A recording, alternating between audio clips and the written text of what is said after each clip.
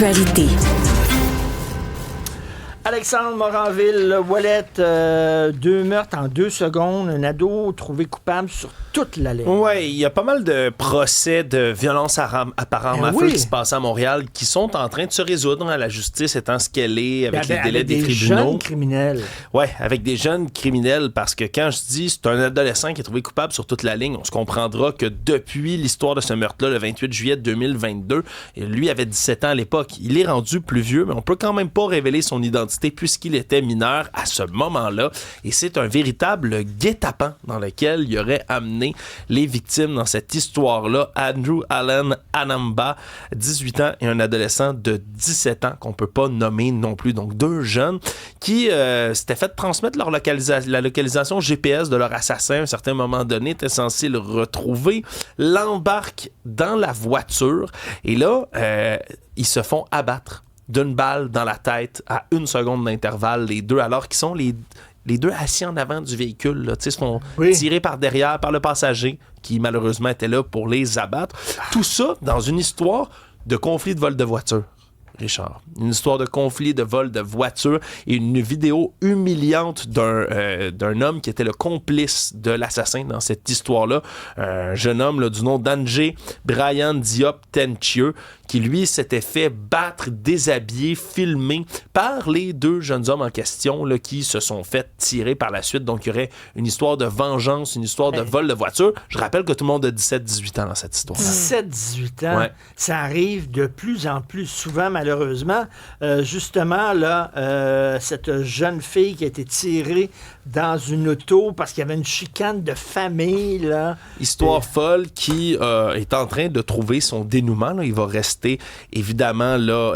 non, en fait, même pas, parce que la sentence est automatique. Hein. C'est un meurtre premier degré duquel a été là, accusé, reconnu coupable, Salim Touaibi, 29 ans, prison à vie sans libération, possibilité de libération conditionnelle avant 25 ans, reconnu coupable aussi de 4 tentatives de meurtre. Lui qui avait tiré à ce moment-là, tu l'as bien dit, 2 familles, une espèce de rivalité, conflit qui se passe sur la rue Jean Talon à ce moment-là et en pleine montée de la violence par arme à feu à Montréal en février 2021 à Saint-Léonard. Fusillade qui éclate. L'accusé, donc le coupable dans cette histoire-là, le tireur, lui a dit qu'il était en voiture, qu'il a croisé une autre auto, que cette auto-là avait les vitres teintées, il voyait rien à l'intérieur, mais il a vu quelqu'un vouloir rattraper un sac et il a dit c'est eux ou moi, ils veulent me tirer, donc j'ai vidé mon arme à feu, blessé 4 personnes et tué Myriam Boundaoui, 15 ans. Mais il y avait un complice et lui s'en sort. Et c'est ça que je ne comprends pas. Pourquoi il était 2, il y en a un qui est déclaré coupable, il est en dedans, puis l'autre, il s'en sort. Mais c'est qu'il a expliqué que c'était vraiment lui le tireur. C'est lui qui avait l'arme à feu, c'est lui qui l'a déchargé et il a expliqué justement que son ami qui se trouvait avec lui à l'intérieur du véhicule était pas responsable du tout, là, qui avait pris la décision lui-même, le fatidique, d'ouvrir le feu sur l'autre véhicule. Donc ouais, deux histoires qui trouvent leur dénouement, 2 histoires tragiques de violence par des jeunes contre des jeunes à Montréal. As-tu un peu de soleil à nous mettre dans le cœur, en Stéphanie? fait, c'est que depuis cet après-midi, Richard, tu as une chanson dans la tête que tu chantonnes. Ben oui. La chanson Summer Breeze de Seals and Crofts. Seals and Crofts, et c'est ma chanson yacht rock préférée. Le yacht rock, c'est comme le soft rock, là.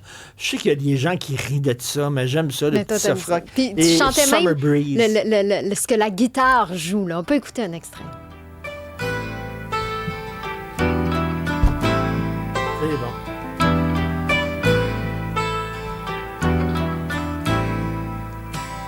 See the baby laying on the sidewalk, little music from the house next door. Ça, c'est l'été. Il y a un petit vent chaud. T'as un petit drink dans les mains. Et t'as la Tu me petite donnes des brise frissons.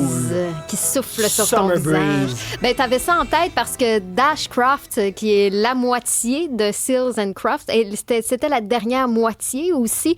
Seals est décédé en 2022. Ben, Dash Croft, oui, est décédé hier à l'âge de 85 ans des suites de complications après une opération cardiaque. Et c'est fou quand même parce que Croft commence à jouer de la batterie dans un groupe en embryonnaire. C'est là qu'il rencontre Seals.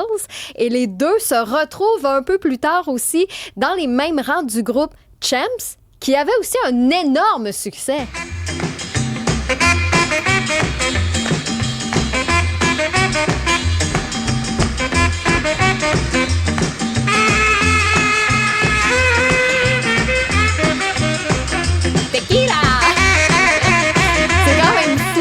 De dire tout le parcours ça de ces deux-là. Rien à voir avec non. le son de Summer Breeze, pas en tout. Pas en tout, mais tu sais, ça, c'était, comme je vous dis, un petit peu plus jeune.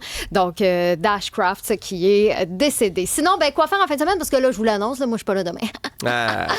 Donc, des petites suggestions de quoi faire en fin de semaine. Il y a Michel Fugain qui est en tournée au Québec et ça commence ce soir à Sainte-Thérèse. Il va faire une douzaine de villes d'ici le 3 mai, mais il fait même une petite résidence, 10 spectacles prévus à la 5e salle ici à Montréal. Oui. Donc, si vous voulez faire un voyage dans le temps, attention, mesdames et messieurs, Michel Fugain est à Montréal.